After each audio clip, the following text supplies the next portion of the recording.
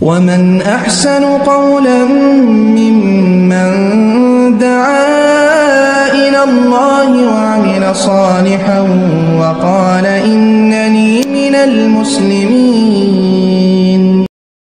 ওয়ালাইকুম আসসালাম রহমতুল্লাহ বারাকাতুহু। জি ভাই, দেখুন, নামাজের শুরু হলো তাকবীরে তাহরিমা দিয়ে, তাই না?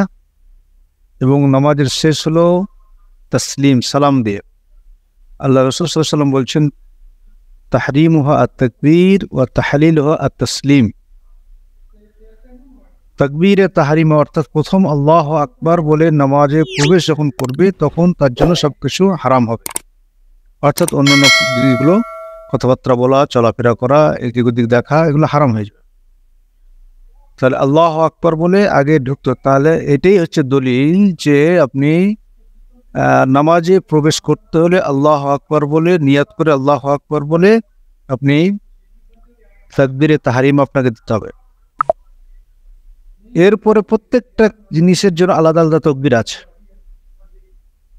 আপনি প্রথমে গিয়েই ডাইরেক্ট চলে গেলেন আল্লাহু আকবার বলে, মানে আল্লাহু আকবার বলে যাচ্ছেন, সে আল্লাহু আকবরটা কিসের আল্লাহু আকবার? মানে তাকবীরে তাহরিমা দিলেন না, তাহরিমার কোনো নিয়াত নেই। আপনি আল্লাহু আকবার বলে আপনি যে চলে গেলেন রুকুতে বা চলে সিজদাতে, তাহলে সেটা তো রুকু এবং সিজদার আল্লাহু আকবার বললেন, তাহলে তাকবীরে তাহরিমার আল্লাহু আকবার কোথায় বললেন? এই জন্য এটাই দলিল যে আপনাকে নামাজে প্রথমে প্রবেশ করতে হবে, নামাজে ঢুকতে হবে তাকবীর দিয়ে, তাকবীরে তাহরিমা নিয়াত করে আগে নামাজে ঢুকবেন।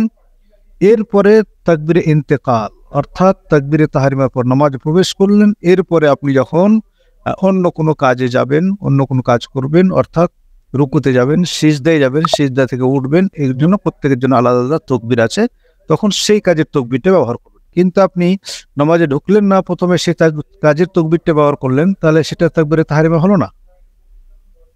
এই জন্য আপনাকে প্রথমে তাকবীরে তাহরিমা দিয়ে নামাজে ঢুকতে হবে।